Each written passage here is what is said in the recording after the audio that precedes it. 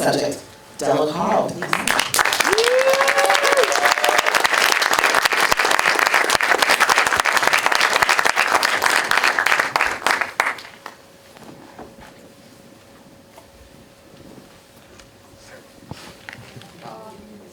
Center so they can photograph you.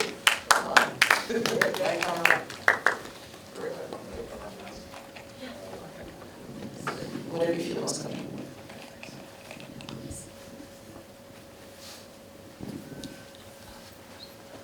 I just want to congratulate you on a beautiful and powerful film. It was really a joy to watch and very impactful to watch. Can you please share how you came to the story of Newtok, to this wonderful group of folks, and how you got the access to be able to tell their story? Sure. We first started doing research on stories of U.S. citizens being affected by climate change in about 2013, and we first went up to Newtok in 2015, and then we filmed through 2020. And we ultimately filmed for about 300 days. Della, do you want to speak to how you became comfortable with us filming here?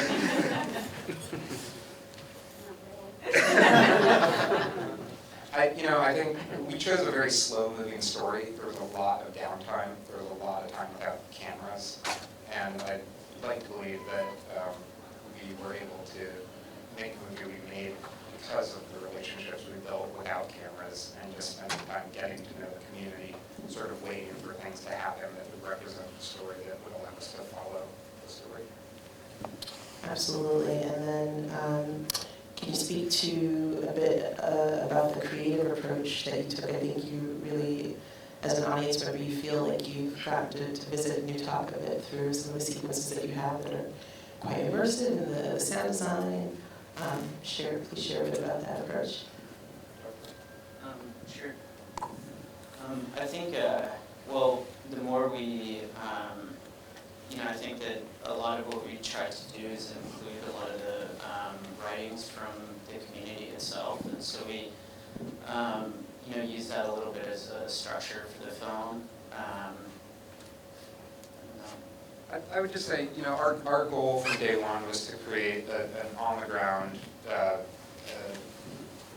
perspective where we weren't talking about something that was happening in the future. We were talking about global warming affecting U.S. lives right now, today, without a lot of talking heads, without a lot of graphs, without saying this is going to happen to us. We wanted to say this is happening right now, and these are the lives it is affecting, and this is all of us. Just in addition to that, I think there was also an obligation to kind of try to, we really wanted to make an observational film, but we also wanted to, tell the history, and also felt a certain obligation to the broader story. So that combination of those things helped kind of get structured in the film. And Della, so good to have you with us.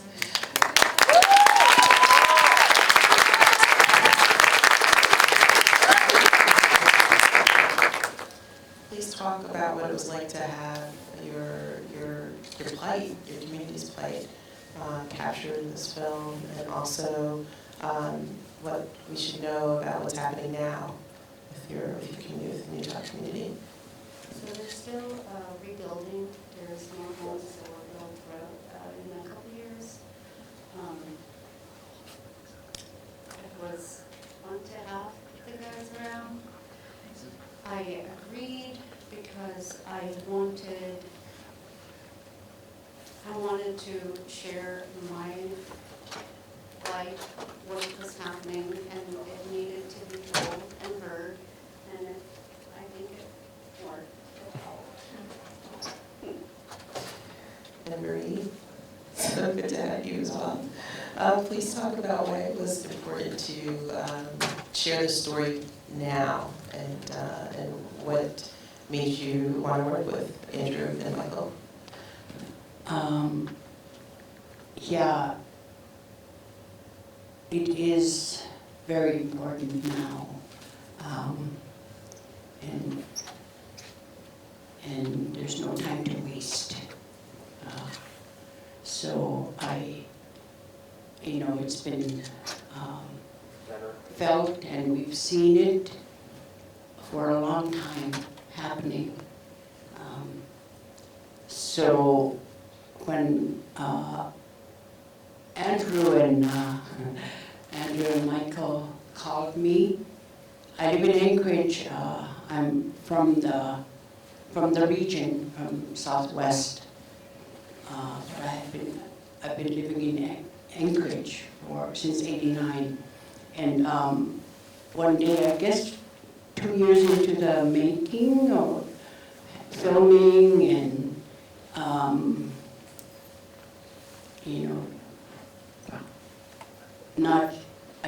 what I felt from them when I first met them was like, is this going to be done, or are we going to have enough money to keep going? And they called me one day in my house, and I had not met them before.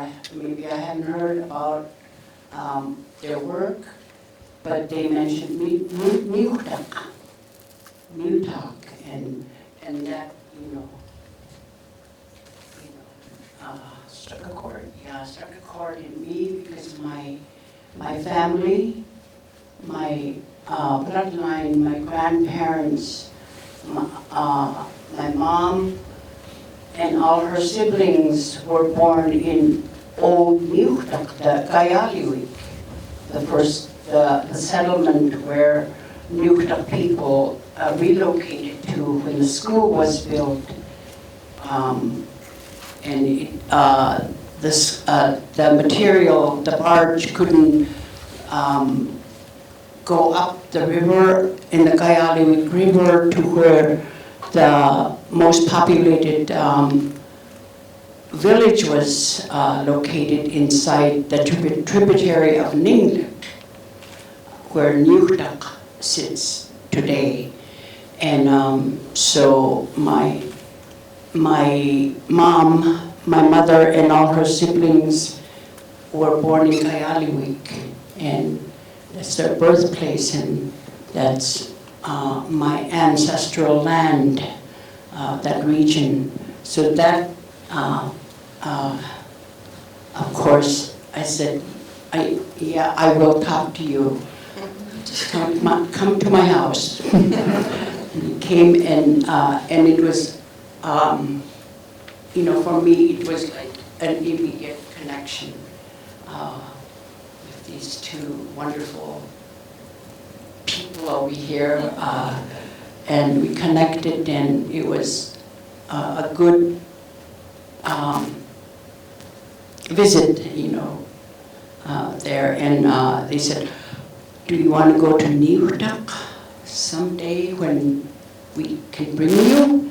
And I said, yes, of course, because my family instead of Kayaliwik, my mom and her parents, they were little, my mom was little, and all her siblings, instead of relocating to Newtok, they relocated far away into another region, another area of the Southwest, to the tundra region we call, the Agula area. So we had no connection to our, we didn't really know who our families were in that Newtok region, because my mom was small, and she was the oldest of the children. And I would remember them, her and her siblings, trying to remember who their relatives were, if they remembered them before relocating. So that was my main reason, and also the concern for, everybody, my village, Newtok, where we are now, and many other villages are. Also imperiled. Yeah, they're affected by the global warming, climate change. Thank you. Just before I open it up to the audience, I know the film depicts there just being a real difficulty with getting support, governmental support in this relocation. And there was one stat that stood out to me about the billions of dollars that it would take over all the settlements that are going to be affected. I'm wondering, is there any official acknowledgement of that, or any sort of an official goal towards meeting that eventual burden that's going to be, that's, you know, imminent? You mean from like a federal government perspective? Precisely, yes. Gosh, trying to track the federal government and the various agencies and their different goals and competing goals. I don't know what the exact number is. It certainly is in the billions. Newtok's relocation was a quagmire of different agencies, some actively trying to stop the relocation and not supporting it, and others being very, very vocal and helpful. You know, if I could just say, like, this problem is clearly only getting worse, and I don't know what the numbers are, but like it's, especially now more than ever with COP26 and everything that's been happening, specifically in the last 48 hours, specifically with the stalled out climate bill that the White House is trying to make happen in Congress. This is more urgent than ever. Thank you. Do we have any questions from the audience? Anyone? This was shy to do that. Yes. Thanks for making such a beautiful and thoughtful film, and for letting these guys into your lives make it. I was just curious, like, I feel like with a lot of climate related or climate related stories, a lot of times they feel very almost like inconvenient truth, kind of panic and fear driven, and I think you guys just struck a really incredible balance, even though there is some immediacy, just feeling like you're just capturing daily life in this place. Just wondering, going into it, how you made sure not to, or if there was a conscious effort for you not to make something that felt panic or fear. So the question was, well, first a comment, giving filmmakers kudos for capturing the everyday life of Newtok, but whether there was an effort to not make the films feel alarmist. I think when we set out to make the film, we were really looking to, because this disaster was happening in real time to the community and had been for decades. We really set out to try to just observe and be embedded in the community, and we specifically didn't want to make a film that was predictive in nature. Like a lot of the climate change films, talk about the future a lot. This is a very present issue right now, so I think we were trying to just show what's at stake in terms of people. So. Yeah, and just specifically, we specifically and intentionally included a lot of scenes of children because that will be the generation that they are most affected by what this is, and we wanted to show what was at stake for them. And I would also just say, and Della, you can speak to this far better than I can, the childhood that Newtok affords kids is just, it's an amazing, wonderful thing to always see the kids running around out on the tundra and having snowball fights and going swimming, and there is such a sense of carefree joy in the village. Even though something very difficult and sad was happening to the village, there's also an enormous amount of love and joy happening that we wanted to show. You want to speak to that at all?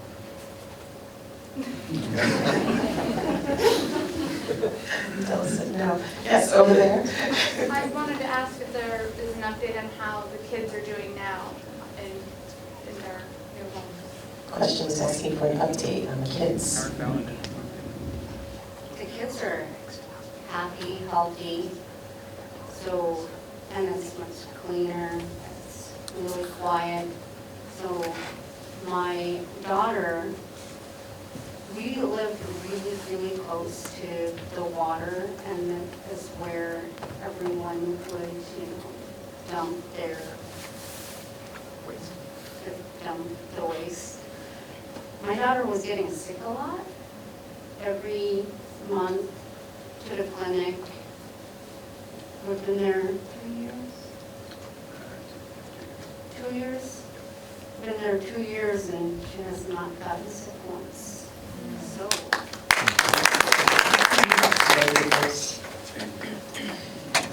Any other questions?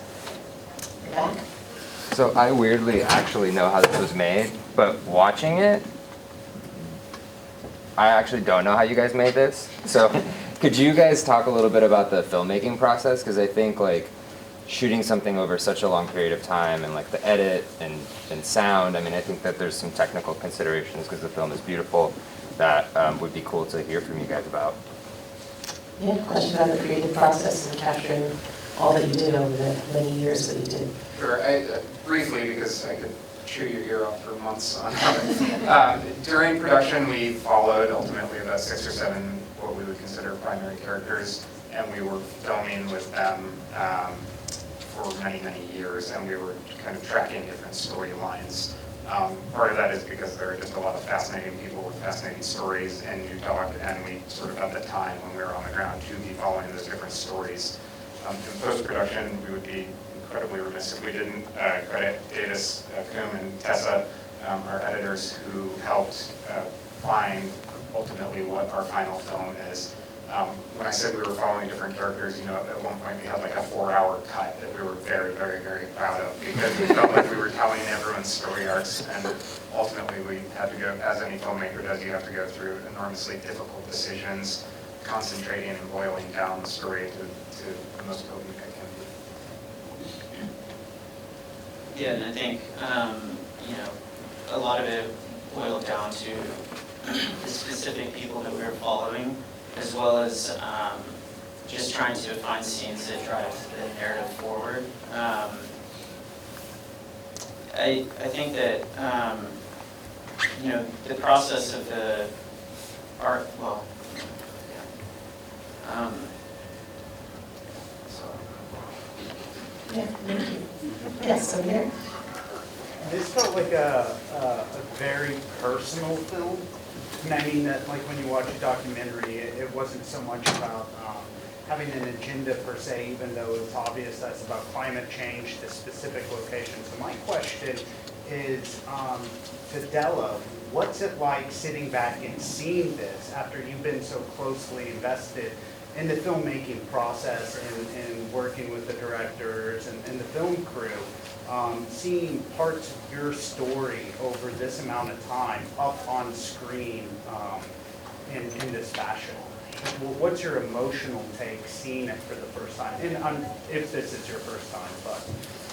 Commenting on how personal the film is, and question to Della on what it's like to see your very personal story captured over years, put on the big screen. Well, this was beautifully made. It brings back such real and raw memories for me, so it's very emotional for me, but I love it.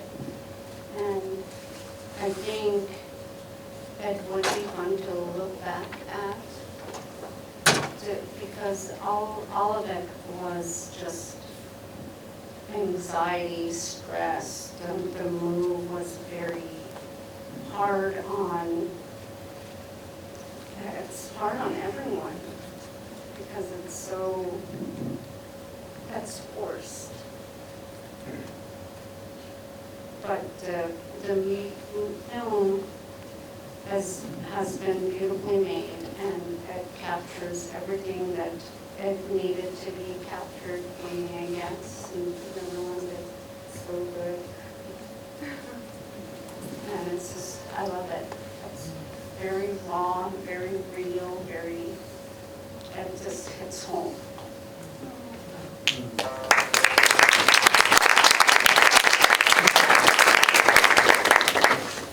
I would just briefly add, to your comment, this is not the first time Della has seen the film. It was extremely important to us that we gave as much agency as possible to the characters. All of the characters saw the film in private screenings. We had an editorial and advisory board that was a majority UPIC. a majority female-led that screened many, many rough cuts to help make this film get to where it is. That's wonderful. I think I'll ask the last question because I really appreciated the film ending with this real nod towards the importance of establishing culture through the language, to keeping language alive. And I'm curious how you came to making that be the capstone on the film.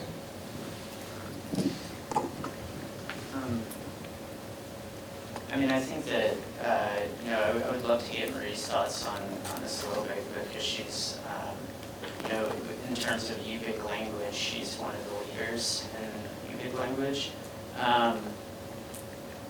Newtok is very true. Newtok speaks Yupik.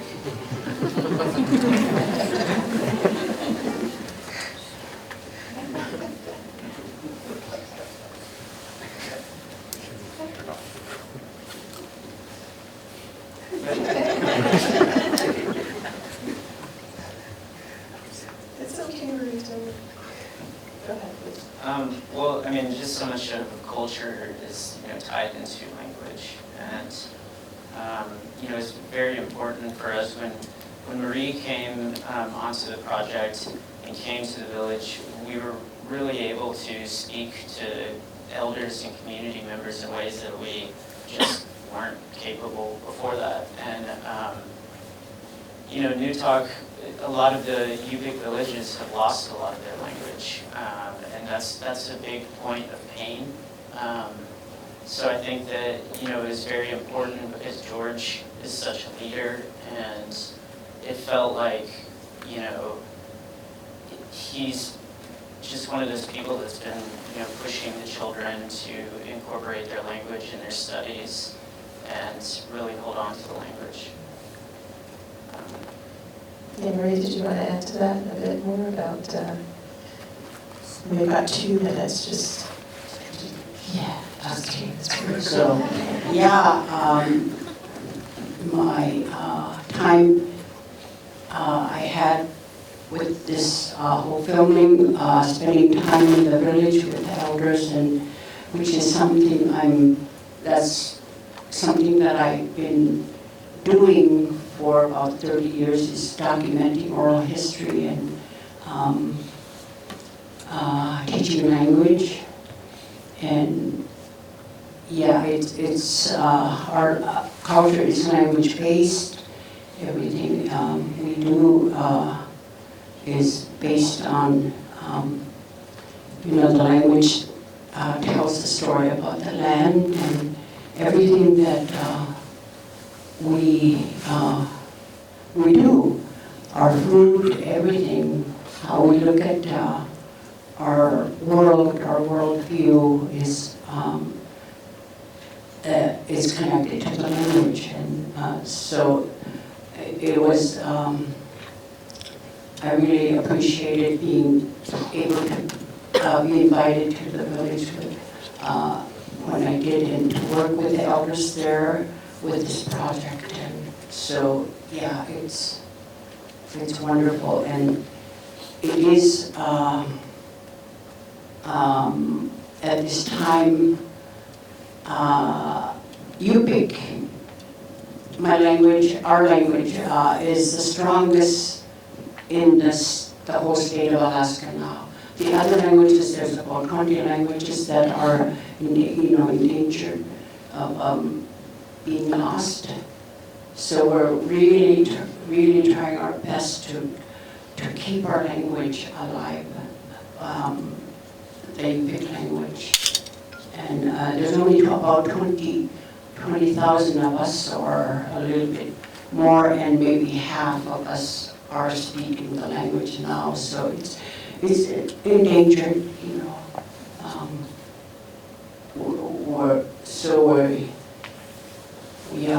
we are really working hard, and the elders, my generation, that's our fluent speakers, are really supporting, trying to keep it alive. So it was a good corollary to the story that even as your homelands are being threatened, you're maintaining the a good through line of the culture through the language.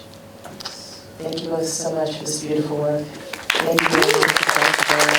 Thank you all.